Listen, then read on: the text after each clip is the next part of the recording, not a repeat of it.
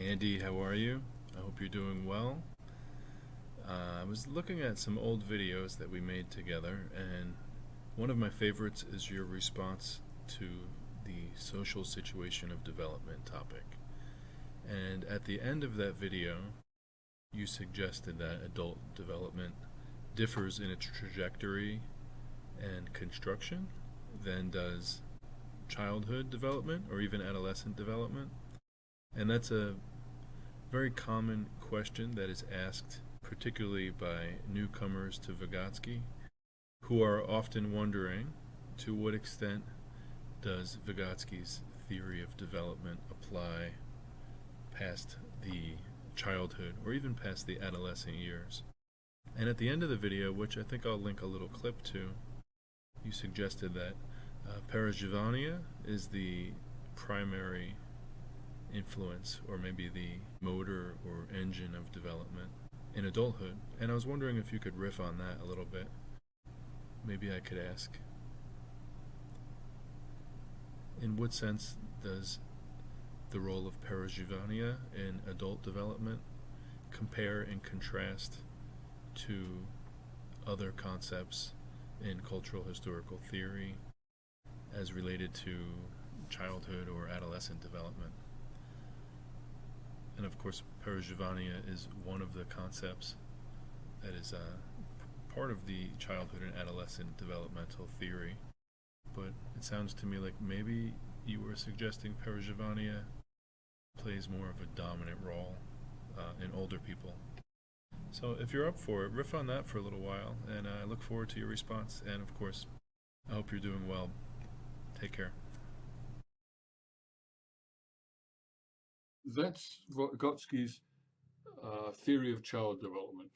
Development doesn't stop when you become an adult, but it doesn't go through these specific stages. We develop as adults in a different way, and the key word for adults is Perezhivanie. Okay, but children generally go through a specific series of phases, social situations of development, characteristic of a given culture. Okay. Okay, Anthony, you have asked me about Perezhivanie. Perezhivanie it's a Russian word, and it's usually translated as an experience, different from experience.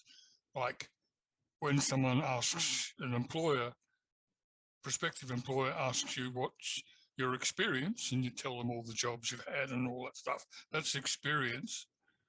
But you might say, you come in one day and say, oh, I've had an experience, or what an experience that was. It's a different thing, right? It's a finite thing, it's an event.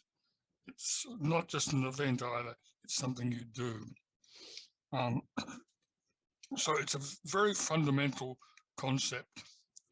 And according to Vygotsky, it's experience is the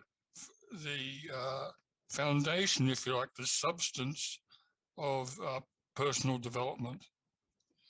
But later writers in the activity theory of tradition gave it in a sense, a more particular meaning. When they understand a Perezhivanie to be what one writer called an impossible situation. So it's like an experience which you have to survive. And the point is that in surviving that impossible situation, you're forced to actually change your personality. Right? If you're being pushed around in the, like work where you are, treated like an errand boy, and you decide enough's enough. I'm going to, next time someone sends me to make the coffee or to go and get the mail, I'm going to say no. Right? A bit of fuss happens, but then people start treating you differently. And then you get used to this new position. Hey, people are talking to me differently. I've got to behave differently, right? So I often say that there's the difference between the Russian word and the Perezhivanie and the English word, which is an experience, is that the Russian word includes both the event, the sort of the critical event, and what we would call the catharsis, the period after the critical event when you absorb what you did. And you sort of readjust yourself according to the change situation that's been brought about by the initial experience, disaster, breakthrough, whatever it is. And for the Russians, it's just a single thing. They see the experience not just as that sort of discrete, sudden thing, but that together with all the changes that follow from it. Okay? Now, apart from all that, it's necessary to understand an experience in a Marxist way or in a Hegelian way, because in the ordinary sort of mainstream capitalist type of thinking, experience is something that happens to you, right? It's something in which the person is a passive recipient of some event that happens to them, and then they recover from it. Or at best, they might learn lessons from it. But as Marxists, we understand the experiences are mainly to do with how you respond to a situation. So you have a possible situation, but then the experience, the Perezhivanie, is not the situation, but your response to it. Right? And so it's an active thing. It's a type of work, right? And the work continues after that situation when you sort of, you put all the pieces back together in a new way, right? So that's Perezhivanie. If you ask any Russian speaker what's Perezhivanie, say, oh, that's an experience. Unless, of course, they're not, English is not very good. That's how Perezhivanie means experience, because in Russian language, they don't distinguish between like experience as a thing that, a single thing, and experience as a continuous thing, right? Now, on the subject, it's said that it's Perezhivanie which form the personality, right? So when adults develop their personality, they become more mature, more rounded, more resilient, interested and very powerful in certain directions where they push their interest and so on. We talk about that being a development of the personality, but in the inactivity theory and in Russian, the word that's been translated as personality is lichnost. Now, just like the English word personality, it's a very rubbery sort of concept, and depending on where you read it, the context and the particular writer, it'll be defined in different ways. And it's not immediately clear whether your temperament, your intelligence, your life experience, how much you know, what's included in the personality, in the lichnost, and what isn't. In inactivity theory, where this idea of Perezhivanie has been given its particular role in understanding human development, lichnost has a specific meaning, and it refers to all the commitments one has, right? So if you've got someone that is, committed to certain causes, including like their own family, or, just the way they conduct themselves, it doesn't have to be a cause like, socialism or, liberalism or something, but it's a commitment. Right? When you make a commitment, which can just be to an idea, but it's a commitment. So it's what gives you direction and purpose in your life. And it can be all sorts of things, but it's the sum, if you like, or the structure of all the commitments in your life is what makes up your Lichnost as understood in activity theory. So that it doesn't include how clever you are. It doesn't include your temperament being, very passive person or a very sort of bubbly, excitable person. It doesn't include whether you're an extrovert or an introvert or any of these things. And it doesn't really mean your values either, because values is a kind of a bourgeois, and I mean that literally, not just as a term of abuse, concept, ranking your preferences. So this Lichnost, it's a concept of personality that tells you the person's sort of relation to the world. Yeah. What things they value and pursue against what things they're not particularly committed to. Yeah. So Perezhivanie, when you talk about it being the way in which adults develop their personality, and you're talking about developing these commitments. That's why when someone's committed to something, such as a marriage, for example, or a job, and the marriage breaks up or they lose their job, or the two get in conflict with one another, then it creates an impossible situation, and it's in relation to their connection to the world, right? So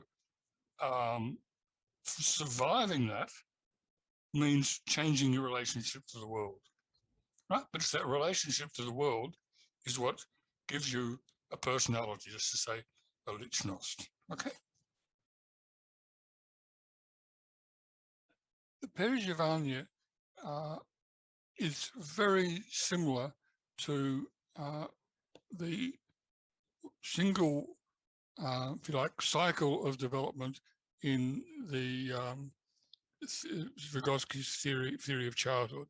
That's to say, you have a period of crisis in which the child changes their relationship to the world and adopts a new concept of themselves, and people around them accept that new concept, treat them differently, and then follows a period of adaptation to that new situation, right?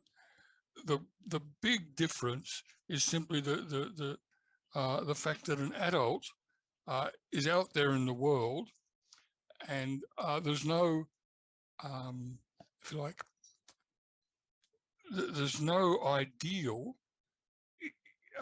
before them drawing them to itself. So when a child breaks through from being a toddler to a preschool child, the adults have definite expectations on them, and the necessity of becoming an adult, going down that path to the freedom that comes with being an adult, drives them in certain ways. But the crisis arises in adulthood differently. To be an adult means to have commitments. There might be simply a commitment to raise a family and give a new generation a better go at the world, or it might be to make the world a better place by, for instance, dealing with oppression of women, or to improve the practice of baseball, by being an exceptionally good batter. It can be very diverse, but to be an adult is to have a project. And children's main project is to get to be an adult, right? And that drives what they do. So if an adult, you have some project, or usually a number of projects. And as a result, since these projects aren't just personal things, they represent commitments to things going on in the world, you're open to all sorts of crises that arise. For instance, if you're a loved partner can be the center of a life project to build a family around your relationship and so on. That person dies. What do you do? Your whole vision of what you're about has to be completely restructured. Let's suppose you're building a career. You're going to be an ace lawyer defending, people that have been falsely accused or something. But you lose a high-profile case through a big error. You humiliate yourself because you hadn't done the background properly, and you suddenly the prospects. You lose your job, for instance, at a prestigious law firm. What do? Or you join some say political group, and that group splits, and two people that you admired greatly, have a fight and go off in two different directions. Or you think you're going to build a career and a family, but you just get to a point where you realize you can't progress in your career so long as you're putting all this time into your family. What do? You're going to have to make a choice. So there's 101 million different ways crises arise in life. They're all different, right? When people write their autobiographies or they write a biography of someone, it centers around these crises that arise out of their commitments. And then overcoming that crisis requires personal development. It requires dogged determination to see something through despite difficulties. It might involve restructuring your values to decide to choose between this and that, or a completely creative solution to sail over the top of personal difficulties and find a deeper goal. You've lost your beloved wife, but the disease she died of needs better research, and you dedicate yourself instead to research for that disease. Or maybe your children take over the focus. You can't support your wife any longer; she's dead. But you will raise her children. That they know. That's how character develops. That's how you develop as an adult. That is in the same ballpark of an idea as the crisis that affects children, but the path from birth to adulthood requires certain specific leaps to be made, developments to be made, and the developments you have to make are well known in the culture, and people know how to treat you, and the solutions are well made. They're built in to the way we treat primary school kids, the way we treat adolescents, and so on. So there's this kind of a well-worn path that the child goes down. Out in adulthood, there's no well-worn path. You're on your own, or you're not on your own, but you're charting new territory every time. That's the difference. Okay.